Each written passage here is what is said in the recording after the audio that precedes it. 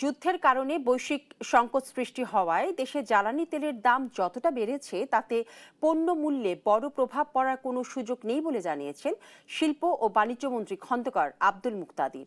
শনিবার নারায়ণগঞ্জের গোতনাইলে বর্ণালী textile and printing industry এবং চিত্তরঞ্জন টেক্সটাইল মিল পরিদর্শনকালে তিনি কথা বলেন।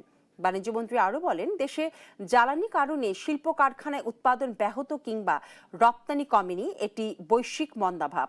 সরকার শিল্প কারখানা সচল রাখতে সর্বোচ্চ গুরুত্ব দিচ্ছে বলেও জানান তিনি।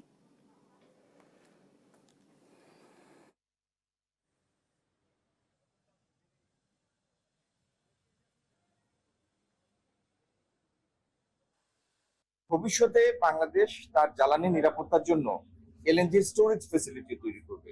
তাহলে হঠাৎ করে বৈশ্বিক মূল্যের উল্লম্ফনও আমাদের সেইভাবে অভিঘাত দিবে না। এই জন্য ওই সক্ষমতা অর্জন পর্যন্ত ইচ্ছা করলেও আমরা নাটকীয়ভাবে এটা বৃদ্ধি করতে পারবো।